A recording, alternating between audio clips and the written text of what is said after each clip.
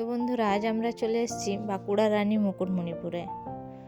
বাঁকুড়া রানী মুকুটমণিপুর যে জায়গাটা বলছি, তো সেই জায়গাটা হচ্ছে আমাদের বাড়ি থেকে অনেকটাই কাছে। বাড়ি থেকে অনেকটা কাছে হলেও আমাদের খুব বেশি আসা হয় না। তো আজকে যখন একসাথে সবাই মিলে জোট হয়েছি, তো ভাবলাম মুকুটমণিপুর থেকে ঘুরে আসি। প্রথমে আমরা যে জায়গাটা এসেছি ওখানে লেখা আছে আই লাভ মুকুটমণিপুর। সেই জায়গাটাতে ভাবলাম কিছু ছবি তুলি আর তোমাদের সাথেও শেয়ার করি। এখানটায় ছবি তোলার পর আমি তোমাদেরকে ড্যামটা শেয়ার করব, দেখাবো তোমাদেরকে ড্যামটা কতটা বড় আর কতটা জল আছে। জলটা ওইভাবে বোঝা যাবে না, আর পুরো ড্যামটা ওইভাবে তোমরা বুঝতে পারবে না। তো যতটা যা বোঝানো যায়, যতটা যা দেখানো যায়, আমি অবশ্যই তোমাদেরকে দেখাবো। এই যে ড্যামটা, ওখানে ওটা পাইপ লাইন করা আছে। আর এই দিকটাতে যে রাস্তাটা দেখা যাচ্ছে ওইটা যাচ্ছে, ওখানে একটা শিব মন্দির আছে, তো সেই দিকেই যাচ্ছে রাস্তাটা। শিব মন্দিরটাও খুব বড় শিব মন্দির আছে, অনেকেই যায়, আমরাও আগে যেতাম। তো দেখছি এবারে যাওয়া হয় কিনা। ওই যে দূরে যে রাস্তাটা দেখা যাচ্ছে ওইটারই কথা বলছিলাম। তো তোমাদেরকে দেখো, এরপর দেখাবো আমি এই জায়গাটার থেকে। যদিও এই গেটগুলো অনেকটা দূর, আমি তবুও তোমাদেরকে জুম করে যতটা দেখাতে পারছি দেখাচ্ছি। আর যদি সামনে দিকে যেতে পারি তো তোমাদেরকে অবশ্যই সামনে থেকে আমি দেখাবো যে গেটগুলো, কতগুলো গেট আছে সেগুলো।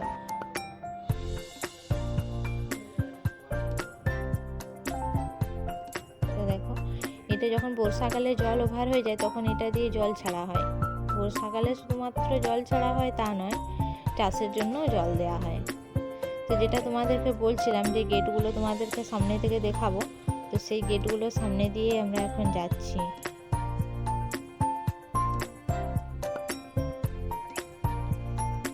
দেখো, এরকম টোটাল 11টা গেট আছে। টোটাল 11টা গেট, যখন জল ওভার হয়ে যায় টোটাল 11টা গেট খোলা হয় না, কিছু গেট খোলা হয়। কিছু গেট খোলা হয়, সেগুলো আবার পুরোটা করে খোলা হয় না, কিছু কিছু খোলা হয়। আর খুব অল্প অল্প খোলা হয়, কারণ যদি পুরোটা করে গেট খোলা হয়, যদি এটা বাঁধ দিয়ে বাঁধানো আছে তো জলটা, যদি গেটটা পুরো খোলা হয় তাহলে অনেক পরিমাণে জল বেরিয়ে যাবে। আর পাশাপাশি যে গ্রাম আছে সেগুলো সব ডুবে যাবে, অনেক চাষের ক্ষতি হবে, জমির ক্ষতি হবে, অনেকের ঘর বাড়ির ক্ষয়ক্ষতি হয়ে যাবে। তো সেই সমস্ত কথা ভেবে এখানে যেনারা থাকেন দায়িত্বে, ওনারা সেই সকল ভেবে কতটা কি জল ছাড়া যায় সেই হিসাব করে ওরা ছাড়ে। আর এই দিকটা দেখো বন্ধুরা, জল যে এতটা পরিমাণে ক্ষয় হয়েছে যে পাথরগুলো পর্যন্ত বেরিয়ে গেছে। আর অনেকটা গভীর এখানটা, এটা আমি ক্যামেরাতে তুলেছি তো জুম করে বোঝা যাচ্ছে না। তো তোমরা যদি কেউ এই জায়গাটা জানো বা এসছো, অবশ্যই সেটা তারা বুঝতে পারবে।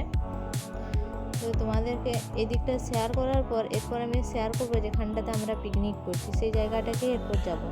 তো তার আগে ভাবলাম অনেকক্ষণ হাঁটছি তো তেষ্টা পেয়ে গেছে, গলাটাও শুকিয়ে গেছে।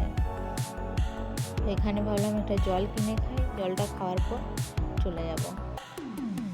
এই জল খেয়ে একটু রেস্ট নিয়ে তারপর চলে এলাম, আবারও হেঁটে হেঁটে এলাম, অনেকটা হেঁটে ঘুরেছি আজকে। তো এই জায়গাটাতে আমরা পিকনিক করছি, এই যে নৌকাগুলো লাগানো আছে কাছেই আমরা পিকনিক করছি। তো সেখান থেকে আমি জায়গাটা তুললাম। এই নৌকাগুলো দেখতে পাচ্ছ বন্ধুরা, আগে যখন আমরা আসতাম এই স্টিমার, নৌকো, বোট যেগুলো আছে এগুলোতে চাপার জন্য আমাদেরকে কোনো টিকিট করতে হতো না। যিনি নৌকা বা বোট চালাতেন উনিই টাকা নিতেন। কিন্তু এখন এই বোট বা নৌকাতে চাপার জন্য টিকিট কাউন্টারে যেয়ে টিকিট কাটতে হয়, তারপর চাপায়। তো এই জায়গাটাতে আমরা পিকনিক করছিলাম, আমাদের এখন খাওয়া দাওয়া হয়ে গেছে। এখন এরপর ছবি তোলাতুলির পালা চলছে, কীভাবে ছবি উঠবে, সবার যতজন এসছি একটা গ্রুপ ছবি উঠবে, তারপর যে যার ফ্যামিলি নিয়ে এসছে সবার ফ্যামিলির সাথে ছবি উঠবে, তারপর বাড়ির দিকে রওনা হব। তো তোমাদেরকে তো পুরো জায়গাটাই দেখালাম, যতটা যা দেখানো গেছে পেরেছি আমি ততটা আমি দেখিয়েছি। তো তোমাদের যদি কারো ভালো লেগে থাকে জায়গাটা, অবশ্যই জায়গাটা একবার ঘুরে এসো, খুব সুন্দর জায়গা, খুব ভালো লাগবে। আর আমার ভিডিও যদি কারো ভালো লেগে থাকে অবশ্যই একটা লাইক করবে। আর সবার কাছে আমার অনুরোধ, আমি এই চ্যানেলটা নতুন খুলেছি, একটু আমার পাশে থেকো।